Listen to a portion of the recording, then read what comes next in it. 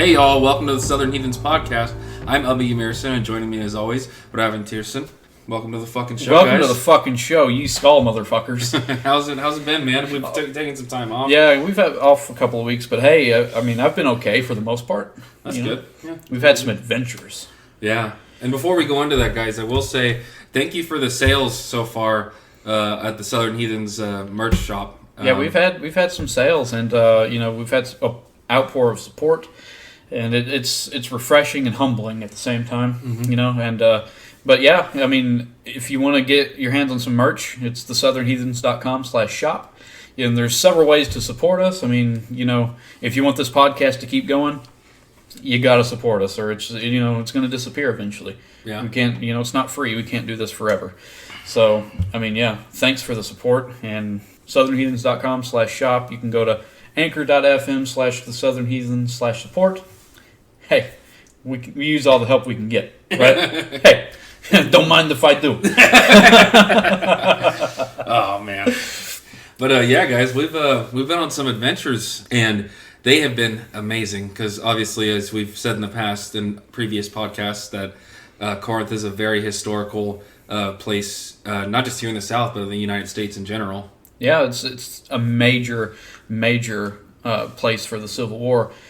We used to be called Cross City, mm-hmm. and it's called Cross City because it's the crossroads of the train tracks, going different directions, and that was a major port for the Union Army. They needed that in order to get supplies back and forth for the army, and so this is like the place. Mm-hmm. This was the place that was contested over. So I mean, we're right here in the middle of it. And so with that being said, too, especially during this month, I would call it like the month of the dead almost. Yeah. With the veil thinning and everything. We've gone to the city cemetery, which was, what was it, back in 42? I took a picture of it. I'll have to check here on my phone. I have a picture of it, but very old cemetery. We also went to the national one here today. Anyways, very much just, I guess I deleted the picture. It's on my Facebook, though. Yeah. Anyways, it was built sometime in the 1800s, and it was bought or donated to someone. I forgot who, because it said on the sign. But the cemetery is super old and beautiful. You got magnolia trees everywhere, of course. It looks like every tree in there, by the way, has been struck by lightning. Yeah, that's wild. I mean, every tree. They didn't miss a beat, it seemed. Yeah. But on top of that, we found somebody that might actually be related to you. Yeah, so about that, we were kind of driving slowly, seeing it, because I had actually gone the day before as well by myself, but I didn't really go all the way around. But we went after we ate and stuff at the Cracker Barrel. Had some rare steaks. Men. He parked the vehicle, and we got out, and he said, "Oh, check out this," and it was not a gated part of the cemetery. What was it like? But it definitely had its own space. It had some wall. It looked like there were walls there at one time. Yeah, and that symbol. Yeah, the elemental symbol for air. Yeah, right. Was above that section. Yes. Yeah, and it was a family of Youngs mostly, and then also Boykins. Yes. And on one side, my family, his last name is Borkin, obviously anglicized, especially when they came here. But at the same time, I didn't think anything of Boykin until this dude said, "Oh, hey, that sounds a lot like Borkin. You think it might have Slavic roots?" Yeah, that's gotta be an anglicized Slavic name. And you're like, nah. And I was like, yeah. And then he goes on and finds out that the crest and the family crests and the coat of arms and stuff, it actually is Slavic from more Western Ukraine. Yeah. And I'm just like, okay, you got me. But we went into the library yesterday after I got off work and tried doing some research. We kind of fell short for the most part, but we're going to be getting back with the main librarian to go over more records and stuff, because that really does interest me, and we kind of felt like a detective. Yeah, the only problem was we couldn't operate the film machine, the projector. It was weird. I couldn't get the spools to work right. So we'll get it under control, but we'll definitely be back at the library, and we'll let you all know what we find. Yeah. But and then today, which we went to the National Cemetery, which I've been there one other time when I first got here. But basically veteran cemetery. Yeah. My uncle's buried there. He was in Vietnam, and he passed away just a couple of days before my birthday in 2009. He was a great guy. He taught me how to play the blues on the guitar, and the rest is history. Yeah. I love playing the guitar, but yeah, it was. We walked around. There's a lot of Confederate and Union soldiers. So there's unknown soldiers. Lots of them. A lot of them. And it's just a really large plot of land, and there's a lot. It's just a really powerful feeling. Yeah, and there's soldiers from Vietnam, Korea, World War II. Yeah, World War II. I think World War I as well. Yeah, and actually, I do believe there are some people from the Iraq War and stuff there. We just didn't see them. Yeah, But yeah, it was a very powerful place to be at, and it was it was something, It was just something. You go there and it's just a field of white marble, and you go there and you have an expectation of what you're going to see, but when you actually look across the field and you see just as far as you can see with the eye, just white marble headstones. And just knowing, all these really passionate soldiers, these warriors, all lay there. At least their bodies, they all lay there. Mm-hmm. And it's just a really overwhelming feeling. Yeah, but in the best way. And, no matter what side they fought on, apparently you can't really...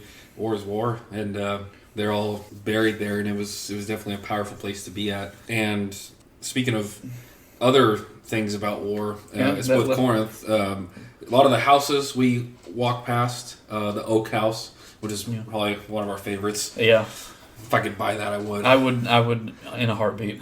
Yeah. But yeah, that our journey led us to the Curly House. Yeah, the Curly House. So it was. It's also called the General's Headquarters, and that is because who was there? I got to get that up on my phone because there's like 3 or 4 maybe. Okay, so, and this is I'm reading this from the sign that I took a picture of outside. General's Headquarters, built about 1857 for Hamilton, Mass.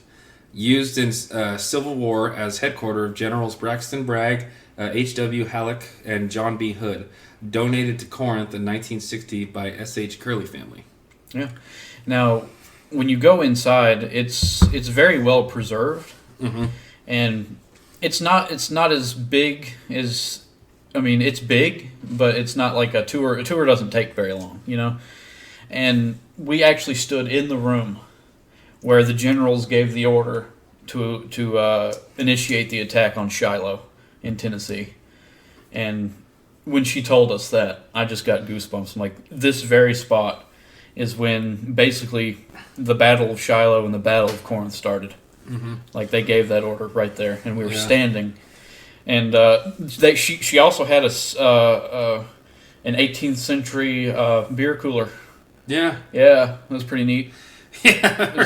17 something is when they made it, and it was a legitimate, as like for beer, like booze and wine, and it's very, very cool. I remember her telling us too, because a lot of the houses, the historical ones around here, a lot of them have columns, and if they're not like your old Greek style columns, they're still columns, just more of a square type, I guess. Right. But in one of the rooms, you can see just how tall everything was, like especially like the doors and stuff. Right. But the door handles, though, or the knobs, are very much to the ground, because the average height, she told us, for men or just people was 5'4" to 5'6". Yeah. But everything else was so tall, and we were just curious as to why. But then she explained that heat rises, and obviously the higher the room is, the cooler it would be down there for them. Yeah. And I thought that was pretty neat to know. And when you open the windows, it would create a really cool cross breeze. Yeah, this is very cool. That's like building an air conditioner into your architecture. So, yeah. I mean, that's really neat. Well, yeah, it is crazy to think, because you really think how hot it gets and humid it gets around here. Yeah. And we have I guess you can say to a degree better clothing now. I wear obviously a tank top a lot, especially out in the heat. But can you imagine like soldiers who are in full uniform, full gear? And that's in wool. Yeah. Yeah, and like I figured, like, how the hell did these guys fucking no matter what side they're on, how the fuck did these guys not die of heat exhaustion? I mean, there's probably some that did. Some probably did, yeah. Yeah, but And she also showed us a picture of the exact moment when the Union Army made the address that any slave that wanted to join the Union would be a free man. yeah, And I thought, the goosebumps. Yeah. This is a powerful picture. It was the exact moment they were making the address, and you see Union soldiers sitting out in front of the house that we're standing in, and they have their muskets and stuff all leaning up against trees, and it's a very powerful and almost emotional moment when you just realize that we're standing in the general's headquarters. This is a wartime house, and I don't know, it's just very powerful. yeah. I mean, people died in that house, most likely, and also, like she explained, a lot of people who were getting treated for wounds and stuff. Right there in the main foyer. Yeah. But they put what was it? The original floor is under what they have now. Pine wood. There's an oak wood on top of the pine wood. Yeah. But she did say that if you were to take, obviously, the wood off now, you could probably still see, like, blood stains and stuff from when they were getting treated. Yeah, and you can't tell me, especially in our beliefs, that there is power in blood. You can't tell me that there's not residual essence left over from that, especially with what happened. Mm-hmm. So the power there is astronomical. Yeah.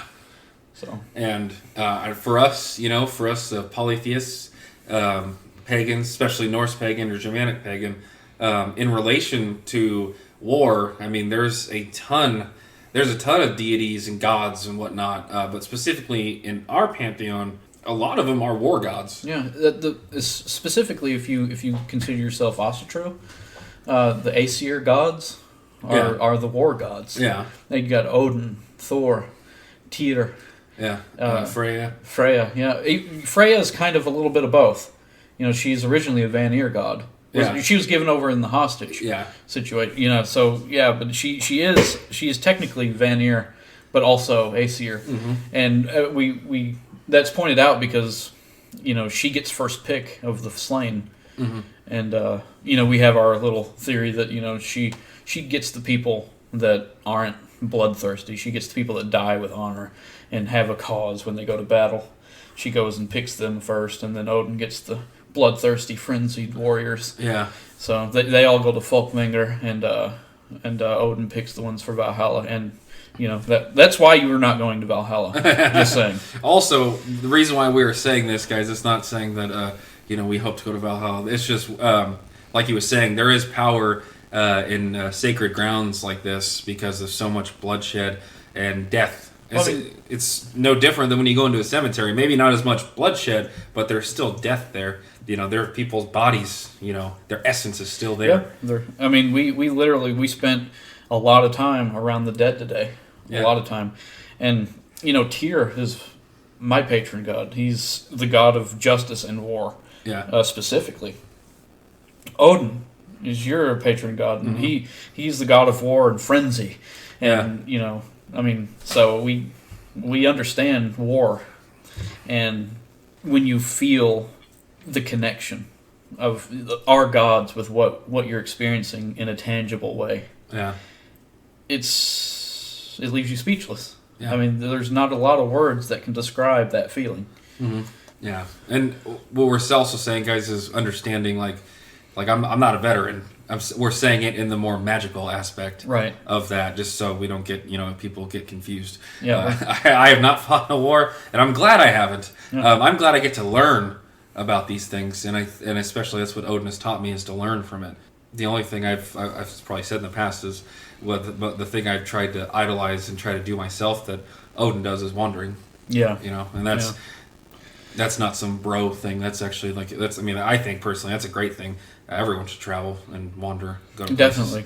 Definitely. But also, what we almost forgot, the Civil War Interpretive Center that we went to today. Yeah, that was your first time. That was my look. I've lived here for over 20 years. Mm-hmm. I remember when they built that, and I never went. That was my first time going.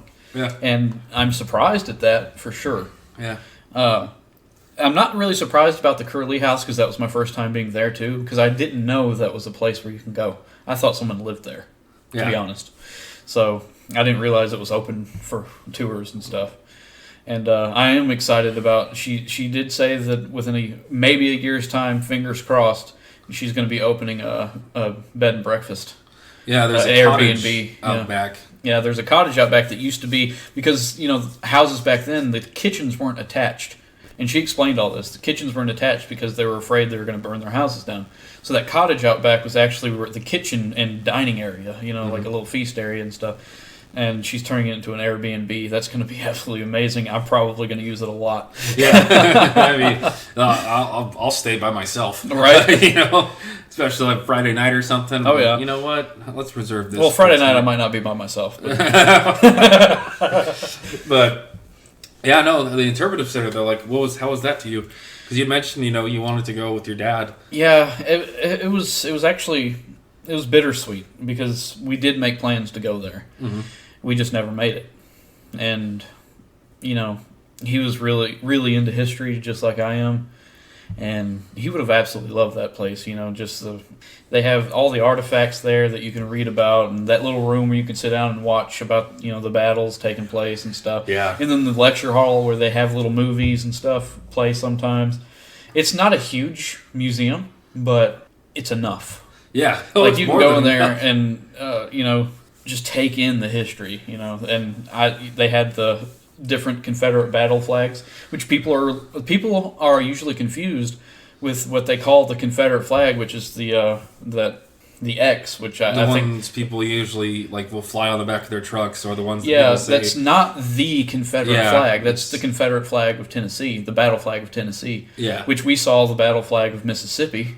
And the battle flag of even Corinth, and then Missouri, which kind of looked like a communist flag. Yeah, it had the little half moon and the stars on it. Yeah, so I mean, people's misconceptions about the Confederate flag are, shown there. I mean, there were many flags in the Confederate. There's actually a legitimate Confederate flag that was flown for the Confederate States of America, which wasn't actually there, but it looked a lot like the battle flag of Mississippi, except it didn't have the stars and a cross. Yeah, that was that was on that. I'm not a fan of that. Not a fan of that. Not a fan of the lady in the gift shop either. No. Yeah. But anyway. But yeah, no, it was an awesome time though. I'm glad that was my third time going there. I go there just if I'm on board, and I'm like, oh, you know what? I could do. I'm gonna go to the Civil War Interpretive Center. It's free to get in, and they have brochures and everything you can take because there's another place in Tupelo that you can go to. Yeah. And not just trace the whole highway between Tennessee, Mississippi, and Alabama. Every time you say that, I think you're talking about nachos. It's Natchez. Natchez. Sorry. But if anyone ever comes up here and they want to see the Curly House, it is $5 to take a tour. But that's not bad. I mean, they've got to keep up. Worth it. they've got to keep up, the maintenance and all that stuff. So it's well worth paying $5 to go see. And, of course, the curator is amazing. She was really knowledgeable and told us all kinds of stuff. And she was really, really cool talking with us and let us walk the grounds. Yeah, no, did you mention, besides everything else, giving us the chills and in a good way, the power that was there. This guy, he was curious. Look, she actually told us this before, by the way. Look, I told you this in confidence. But you told her. I did tell her. But he opened this door because we had seen all the other doors, to the closets and stuff. Which, by the way, we'll get to the closets in a second because we were brought up a strange fact, which just this is wild. Okay. But anyways, he opened up the door, and it was really narrow too. It was a very small door. It was like 10.5 to 12 feet high, and it was so narrow. Maybe 2 feet wide, 2 to 3 feet wide. Yeah. And anyways, he opens it up, and he doesn't scream or anything, but he's like, like there were these mannequins with Confederate uniforms on, and there was just mannequins. I thought I was about to have to fight. I thought it was on. Okay, I thought we were going to be fighting ghosts the dead, of Confederate soldiers. Which I'm not afraid of the dead, to be honest. But, I mean, I thought it was going to be on right then and there. She told us, by the way, that people actually always. That's why she leaves it closed because she knows people are going to just want to see it. Yeah, and they open it, and she says she gets a lot of screams, especially from teenage boys. That shit was hilarious. But luckily, she was cool though, because I'm a person. Was like in Trailer Park Boys when Ricky goes up to the jury. He's like, "Look, Your Honor, I can't speak without swearing." That's like me in a nutshell. Yeah. When I'm talking, I try to rev it down a little bit on the podcast, but fuck it. Yeah, you dropped a few F-bombs in front of her. It was alright. She didn't even say anything. But yeah, the cool history fact about closets, though. She said if you notice that houses from back then, especially in this area, they don't really have closets. And if they did, they were put in, I think it was, the 1930s? Yeah, and some of them? Well after the fact. But those closets were original to the house because they were able to afford it. But apparently, the government at the time considered a closet an extra room, and they were taxed. I know, right? So fucking ridiculous. Just like, what? First of all, that really rattled my libertarian bones. Okay? No. Okay? But yeah, they taxed them per room. That's wild. Yeah. Okay. Oh, man. I know this is a pagan podcast, but I mean, these are the ventures that we go on. This is the knowledge that we learn. And this is about a wartime, knowledge. And that has a lot to do with our path. Yeah. Not that we're soldiers or anything, but I mean... it's just the learning. Plain and simple. It's just the learning. That's what, we're here for, and to walk that path. Yeah, it's hard to describe. I know I keep going back to it, but there's not a word in the English language that describes the feeling you get when you walk into a room and you know that you're standing in the very spot when someone gave that order, that we're going to attack Savannah. Mm-hmm. We're going to try to take back Savannah, and that's what happened. They tried to take Savannah back from the Union. I thought you said Shiloh. I did. It was Shiloh. Yeah, but Savannah is up in that area. Yeah, it's near Shiloh. Yeah, sorry about that. But they were driven back here, and the Union took Corinth too, and a lot of Corinth burned, and it's just knowing that you're surrounded by that type of history and that type of energy. Mm-hmm. I mean, that's why I think we're drawn here. Yeah, I definitely agree. But, I hope you guys like that bit of the podcast. Here's something that we're going to be trying to do more, and that is going over a summary somewhat, but more of like our own personal views, and maybe you guys could put them up in the group, or even, you email us, like you read a story, like he's gonna read like basically the summary of it of Vafthrûthnismal, Odin versus the Riddle-Weaver. I'm not going to try to say that, first of all. Okay? I'm not even sure if I'm getting it right. That's just my best. But we're going to try to, each week, or when we do a podcast episode, one of us, either I'll go back and read a story, or he will, and we'll go over like our thoughts on it. Like, what do we think about it? So yeah, I'm going to try to say it, Vafthrûthnismal.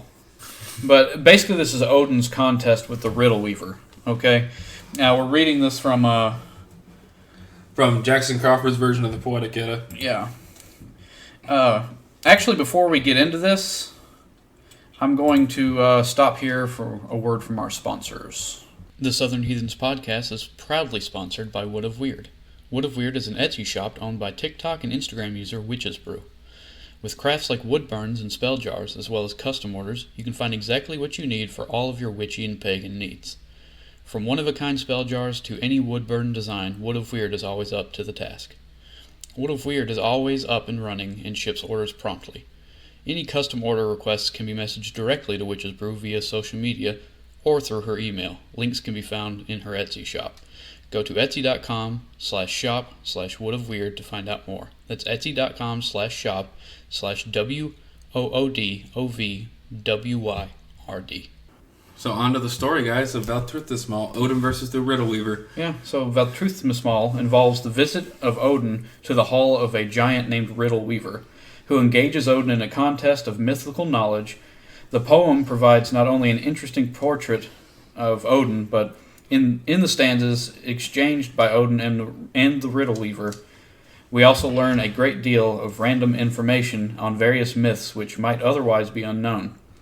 Vafthrûthnismal appears in both the Codex Regius and in the manuscript I don't know, AM 748. I don't know what that means. Yeah. But this is Jackson Crawford's version. So basically, it just talks about, so Odin goes to the Hall of the Riddle-Weaver, and So I'm pretty sure it's in Jotunheim. I don't think they actually say where exactly it is, but if it is obviously a Jotnar, or Jotun, Jotnar's plural, then I would think that it would probably be in Jotunheim. yeah, But yeah, they go back and forth about basically asking each other if they know the answer to these mythical knowledges. Like one of them, which is my favorite, obviously my last name is Ymirson, they ask how was the world created? And Odin comes back, with how Ymir was the first being, and the slaying of him is how him and his two brothers used him to create the world. And then before the world was created, there was nothing. No heavens. It was just, I don't really know. I'll have to go back and read the specifics because I don't want to say that's something that's not true. But there was almost nothing except for Ginnungagap and then two worlds, Niflheim and Muspelheim. But anyways, they go back and forth on that. And it really is a contest between, I guess you can call Odin a giant too, because he's a mythic giant. Yeah, I guess so. Knowledge giant. He is part Jotun in the first place. A lot of people don't realize that the Aesir gods, they're all part Jotun.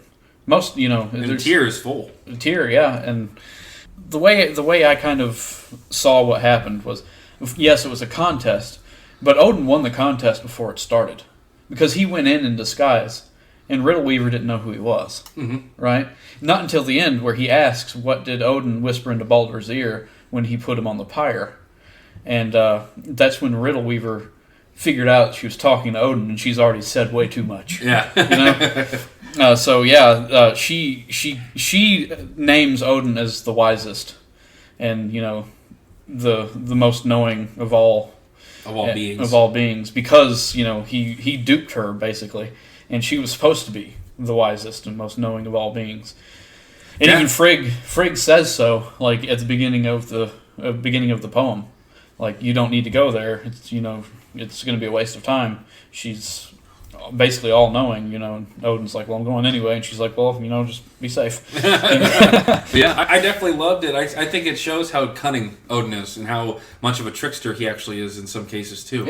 To get what he wants. Because I'm not saying he doesn't know all of that which was said, but there is a chance that he possibly couldn't have known stuff that Riddle-Weaver answered and the questions that he asked. Maybe he was genuinely curious. Maybe he didn't know, and it was a contest, so obviously the Riddle-Weaver had to answer, and that was just his way of getting that information. That's exactly what I got from it. I definitely love to see that, because Odin is always, portrayed as this war and warrior god. I know we were just talking about war and stuff, which is true, but at the same time, there's much more to him.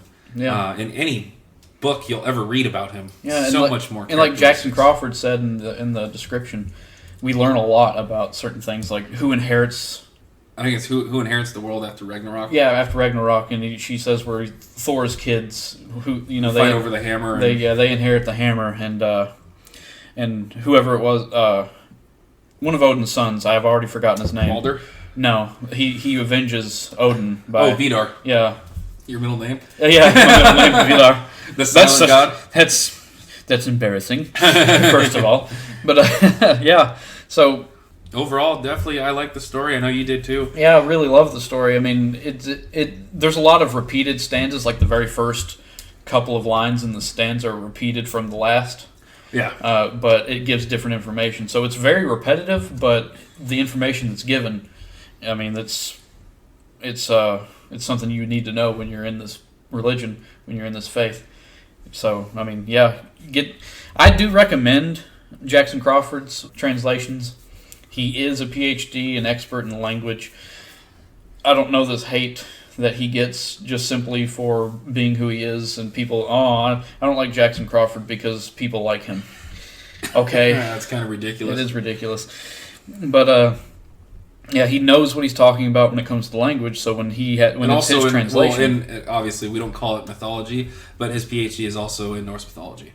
Right. So that does go hand in hand if you think about it, especially when you're trying to translate stuff from almost 800 years ago, or sometimes more. So, yeah. Yeah. So I mean, it's a very in-depth version. He gives his notes and stuff about what he thinks it means, and I recommend that version of the Poetic Edda, and of course you can get his version of the Havamal, which the Poetic Edda he has, there's a bit of the Havamal in it, but not the entire not the entire thing. one. So I also recommend that. But, no, it was a great story though, man. Obviously all the stories in here are awesome. Yeah, but it really is, guys. We're called the religion of homework. Yeah, and that's why we're not going to go into the entire story, because we want you to jump in and read it yourself. But that's just the synopsis. A bit. We're touching on it just a little bit. You kind of got a feel of what it's going to be. Go in there and read it. You're gonna learn a lot. And give us your thoughts. Yeah, give us your thoughts when you think about it. Yeah, you can email us at info@thesouthernheathens.com at any time, and we personally answer those emails. So if you're in the Facebook group too, feel free to post that. We would love for more people to actually post a lot more stuff about the Eddas as well. I think don't get me wrong, we enjoy everything people post, especially about getting outside and going to nature, because that is what we preach. Yeah. However, getting stuff in about the Poetic Edda is also another thing where we also, I hate to say preach, but we do, and also believe in. Well, we understand the meaning of words. Yeah. So. It's definitely something, guys, that'd be awesome to post, and maybe that might kind of draw people in just a little bit more to go read themselves if they haven't done it already, or if they have already read it. I've read the Poetic Edda at least 3 times, and I still forget a lot of shit. So what's a lot to remember? Yeah, and so I have to go back, and even if it's just me skimming through it, because everything starts to come back. I still have to go back in plenty of times, especially before this episode. Yeah. But I did remember it. Because I've read it before, and it was awesome. Cunning. Just seeing how Odin it's so funny, because he just made it, to where you could tell she had no idea who he was at first. You could tell. So, but and I know we say, and it's been kind of funny because we always say go out in nature, but here lately our adventures have always led us into the city. Well, I would say it's not much. I wouldn't say it's like a city though. This is a historical town. Like I was telling the woman at the Curly House was, we obviously do not like cities. No. However, when it comes to historical stuff like this, like especially because it's a small town, oh yeah, count me right the hell in, dude. Yeah. Corinth definitely isn't like a city. It is a town. It is the city of Corinth, but like the historical downtown Corinth.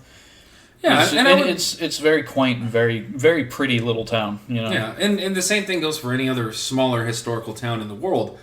There might be some parts that are big, but at the same time, like I would love to go see parts of Greece. Obviously it's more of a city now, but at the same time, there's temples that are still up. They're not in the best shape, obviously, because it's a few thousand years, but at the same time, it's still something to go see. Like when you see the pictures of the pyramids, you don't realize that just right over the horizon is a huge, disgusting city. Yeah. Yeah. But I would still love to go see the pyramids. But nonetheless, it's still going outside. It's still seeing historical stuff. Remember, guys, these are places that were built in a different era, and they're the people that always came before you, even if you're not related to them. Right. So it's still good to learn about it, whether it's good or bad. Not to mention, we actually laid hands on probably the oldest magnolia in the city. Yeah. And maybe the state. Yeah, pretty awesome. Yeah, we can't. We are the Magnolia State, brother. Yeah. Welcome to the SIP. Okay. But yeah, I get that all the time. By the way, people ask me from Washington, my friends and stuff. They're like, "How's it living in the SIP?" I'm like, the SIP is great. Yeah, it is better than Washington. Okay. Yes. But yeah, that's pretty much the show. So as always, go outside, read a book, connect with the gods, clear your mind. Give us a rating and review. We need that. We need that to be seen in the algorithm. Stay tuned, guys, too, for the next episode. We try to do them week by week, but sometimes shit does come up. But stay tuned though for the next episode. Whenever that does come, we'll have another story out and hopefully more adventures. I plan to go to Tupelo next weekend to another Civil War place. So yeah, hopefully I can make that one. Maybe not, but hopefully I can make that one. But yeah, share us with a friend, family. Share us with people you don't like. Just share it everywhere. But you do all that, and we'll be back when we want to. And y'all holla. Ye skull, brother.